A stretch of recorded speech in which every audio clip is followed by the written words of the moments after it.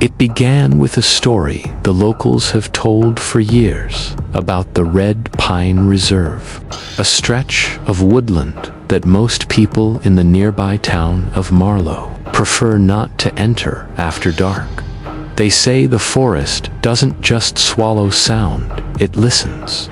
On a cold afternoon in late October 1996, two friends, Ethan Cole and Jacob Reeves, set out for a 3-day camping trip deep within those woods. They were experienced hikers, both amateur wildlife photographers, and had planned their route carefully. Their goal was to reach an abandoned ranger station near a dried-out riverbed, long since forgotten by the Park Service. They told no one else where they were going. The pair were last seen at a small gas station outside Marlow, buying trail mix, batteries, and fuel.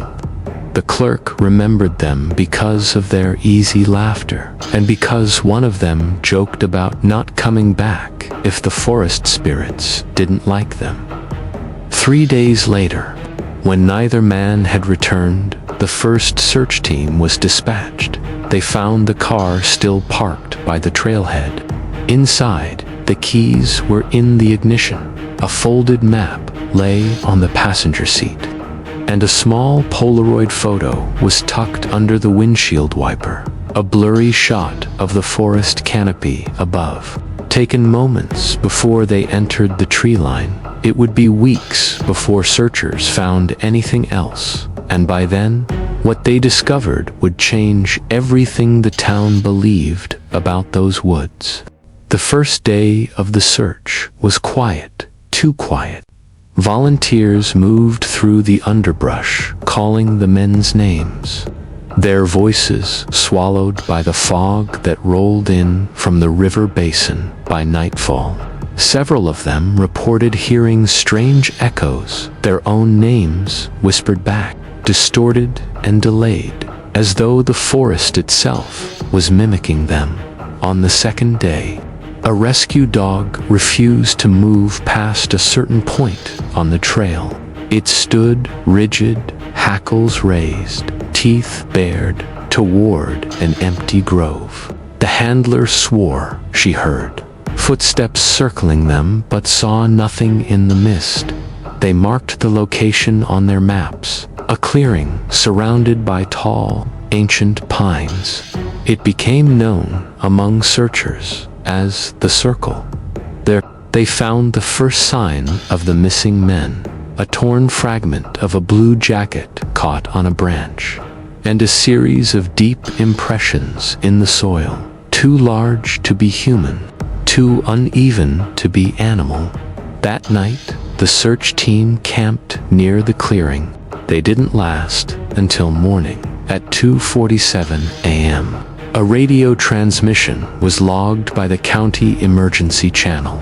It lasted only 6 seconds, a burst of static. Then a voice, faint, trembling, almost childlike, saying, "It's here. It's not alone." The signal cut abruptly after that. By dawn, 2 searchers were missing. On the 5th day, authorities discovered something remarkable. About half a mile from the Circle, they located a partially collapsed tent. Inside, a small waterproof journal belonging to Ethan Cole. The entries began normally, notes on wildlife, sketches of trees, coordinates of scenic spots. But as the pages progressed, the handwriting changed, uneven, rushed, almost desperate. October 21st, 1996. We keep hearing knocking sounds at night, not woodpeckers. 3 knocks, then silence, always 3. October 22nd, Jacob says. He saw something move between the trees, tall, thin, not shaped right. Thought it was light tricks, but it watched us for hours. October 23rd. It came closer last night. Heard it breathing. Jacob went to check, didn't come back. I think it's waiting for me to follow. The final page contained only one line, written in heavy, compressed ink. The trees are hollow inside. And beneath that, a smear of what investigators described as dried organic residue. DNA testing was inconclusive. Several weeks later, the case grew stranger. A local hunter named Russell Thorne turned in an old cassette recorder he'd found tangled in a bush near the northern ridge. The tape inside was partially damaged, but recoverable. What it contained was unsettling. It began with the sounds of footsteps, breathing, and distant crows. Then a whisper. Not one voice, but many. They overlapped, whispering fragments of words, some in English, others in a language no one could identify. After 40 seconds, a distinct voice, male, possibly Ethan, can be heard saying, "Jacob, stop."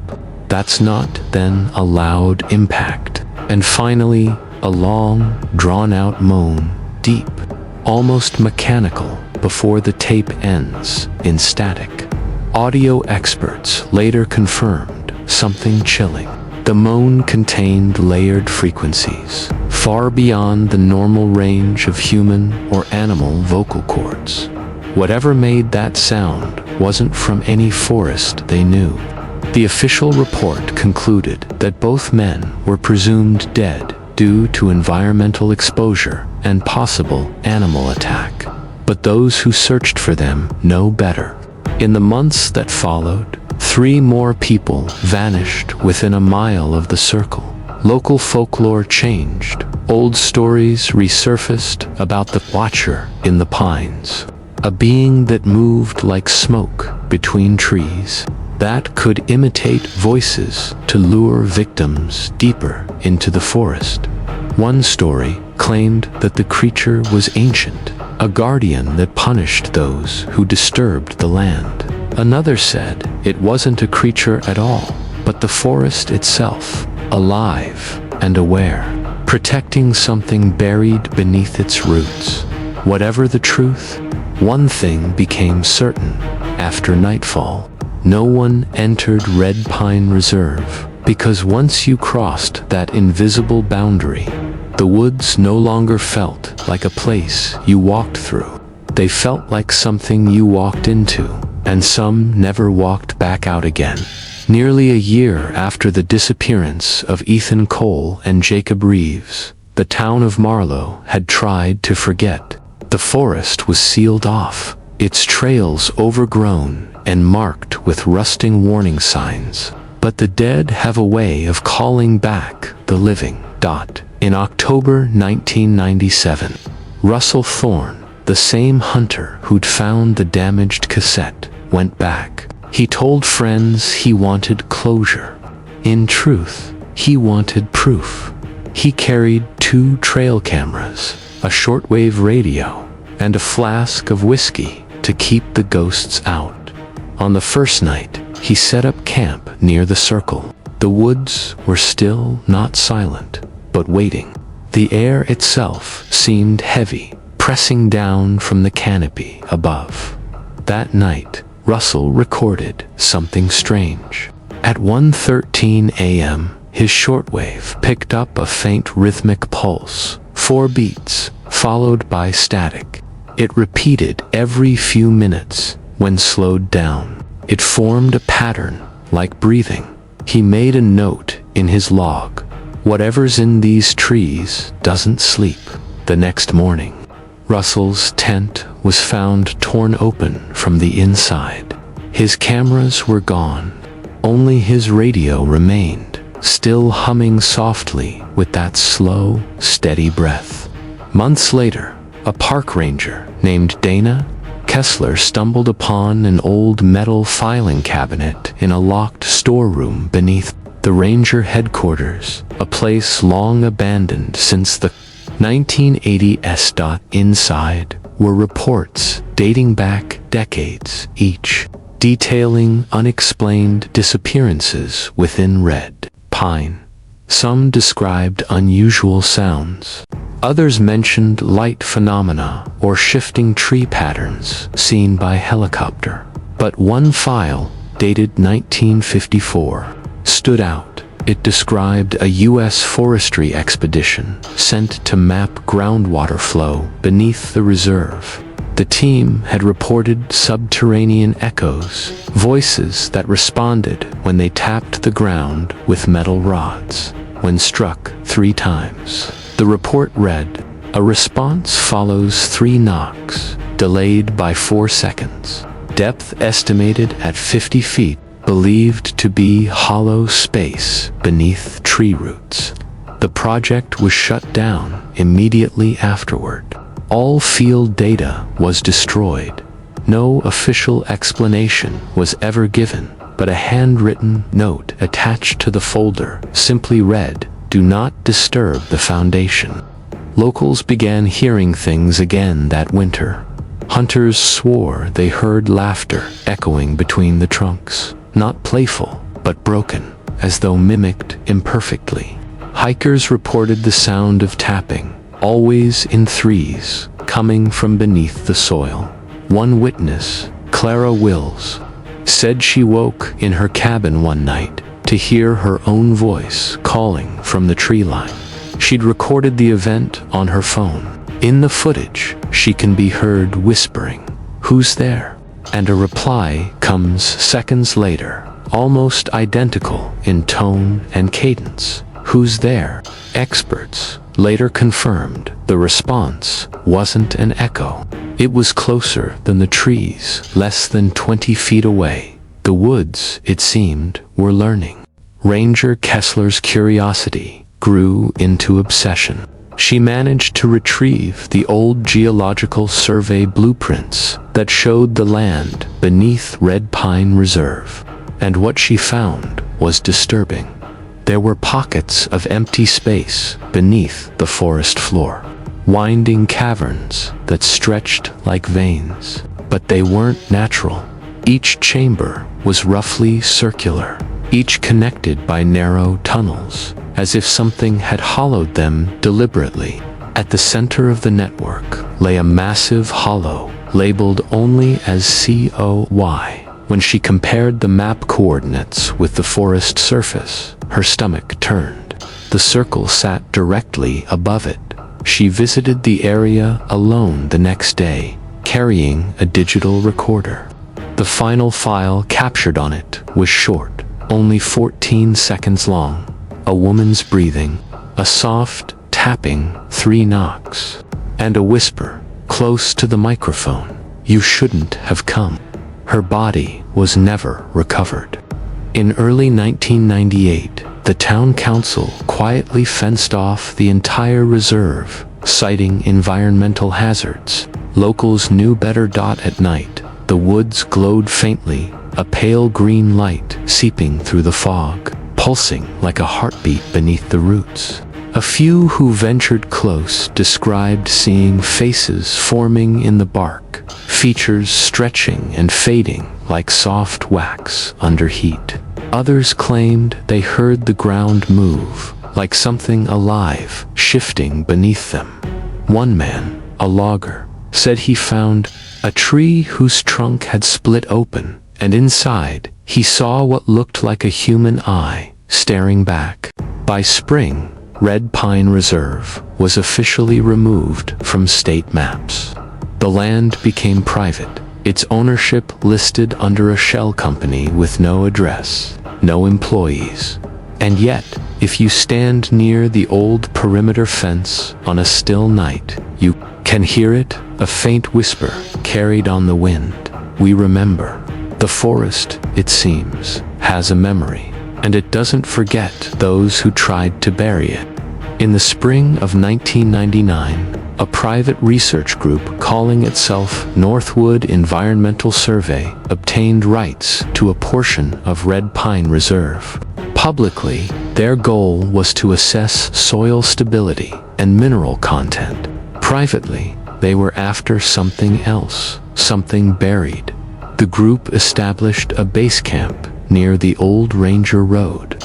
Their records show a total of 9 personnel, 3 geologists, 2 engineers, a medic, and 3 security contractors. Within days of setting up, they reported hearing low-frequency vibrations under the ground, steady, rhythmic, almost like a heartbeat.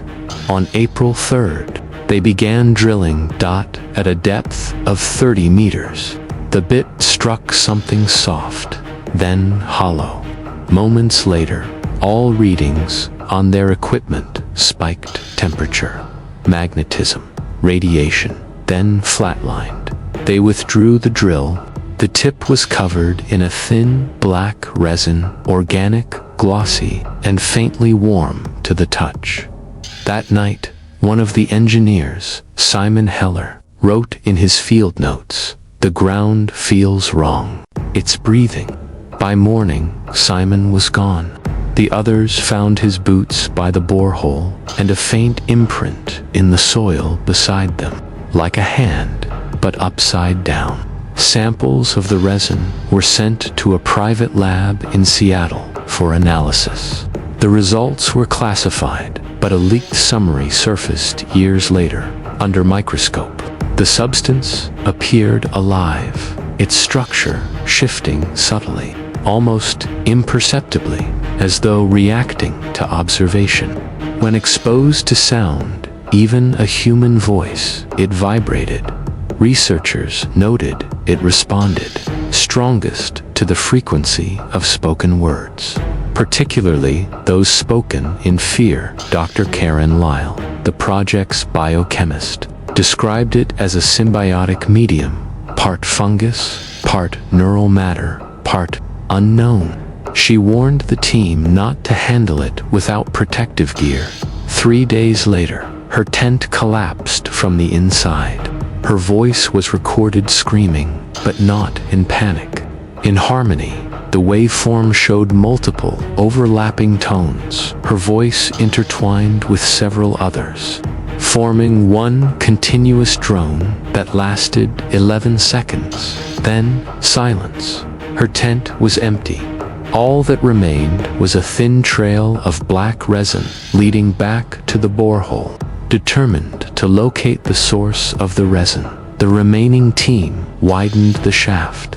By April 10th, they broke through into open space. Their descent camera revealed a vast subterranean chamber, spherical, roughly 100 meters across.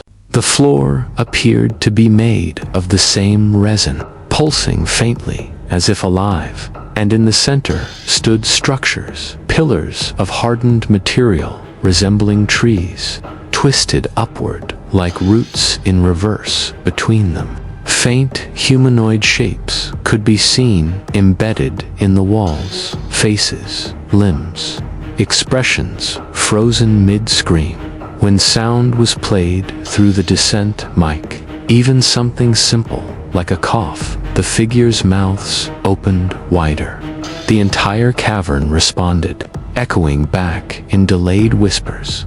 One of the researchers can be heard saying on the recording, "It's not a cave, it's a body." The feed cut out shortly after.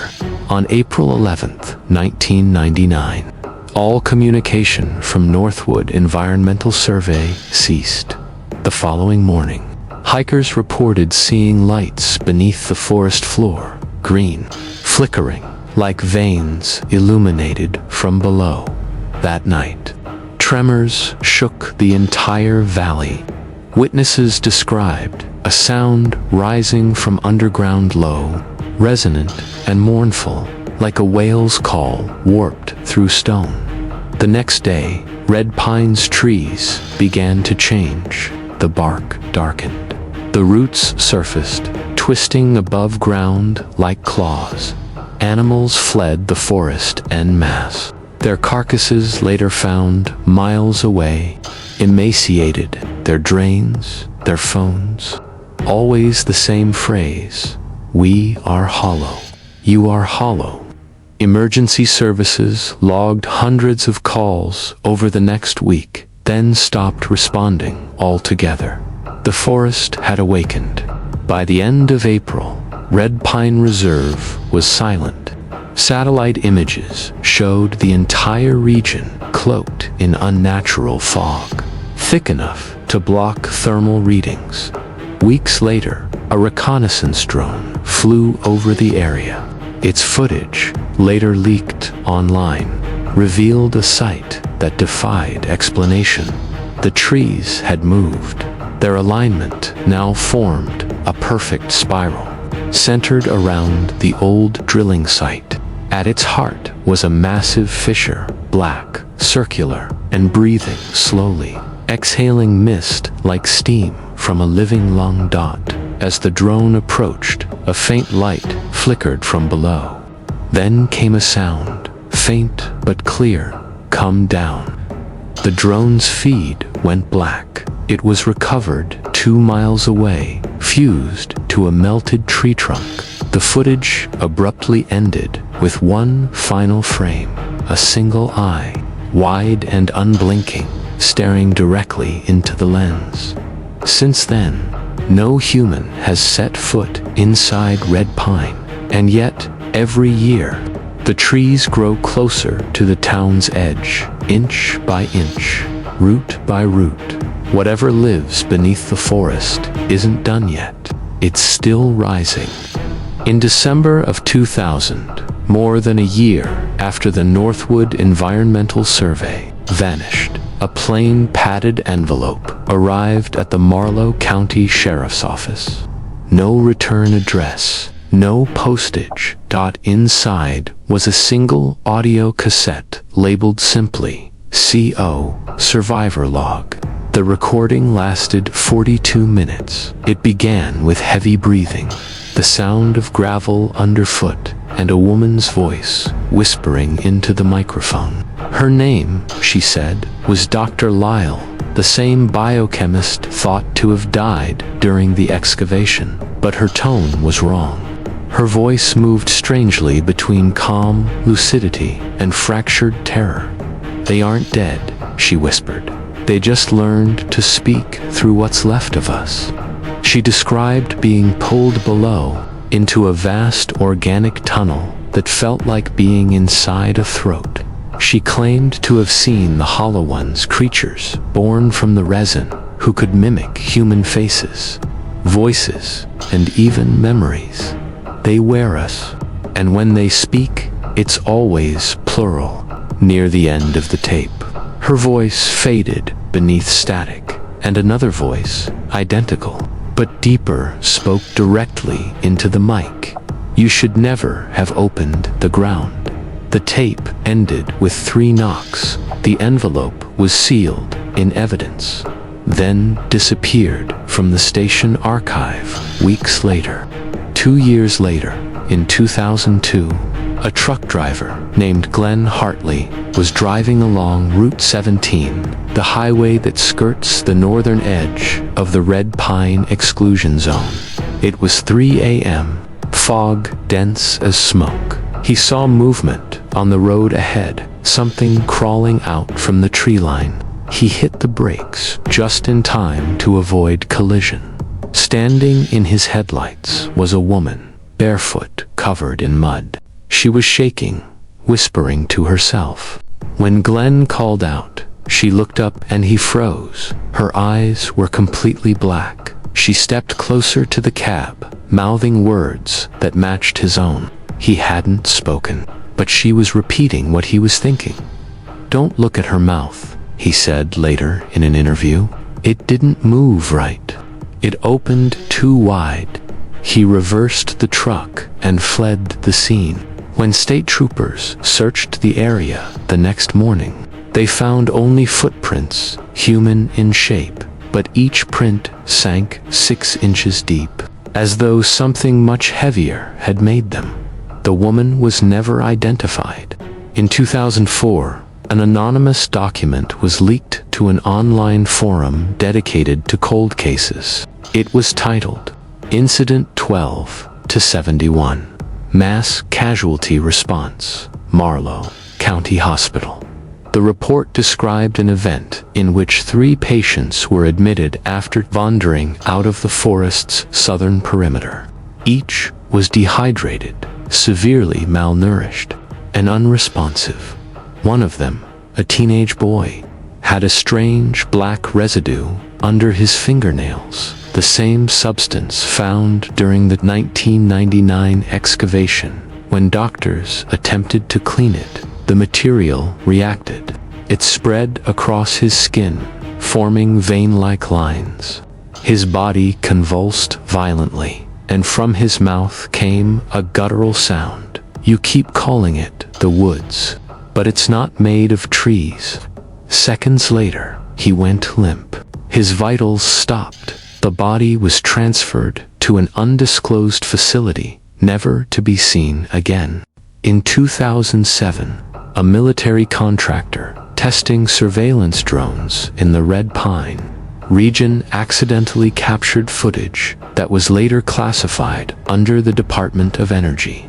A few frames leaked online years later. The video showed what appeared to be the ruins of the old Northwood base, but the structures were moving. Walls pulsed like lungs, cables swayed like tendrils, and amid the debris stood humanoid forms, tall, slender, featureless, coated in black resin. They moved in unison, facing the drone, then tilted their heads simultaneously. Each raised an arm and pointed upward, toward the camera. Then, as the footage glitched, the final frame froze on what appeared to be a massive eye-opening in the ground beneath them. The operator resigned 2 days later and disappeared from public record.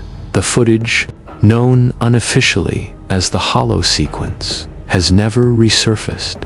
By 2010, the Red Pine boundary had been expanded by 12 square miles. The trees were spreading, encroaching on farmland, growing faster than botanists thought possible at night. Residents claimed they could hear whispering winds that weren't wind at all, more like language. Some said they could see shapes inside the fog, human silhouettes, with bark-like skin and hollow faces. The government erected a new perimeter wall, but that didn't stop the forest from growing through it. Then came the final report from a ranger outpost near the northern ridge. The woods are no longer contained. The ground is opening again. Transmission ended abruptly. 2 days later, satellite images showed the forest glowing from within, and something large moving beneath the canopy, a shape too big to be human, yet disturbingly familiar in form. The next morning, the forest fell silent again. No sound, no movement, no birds, just a stillness that felt like breath being held, and deep below, the heartbeat began once more.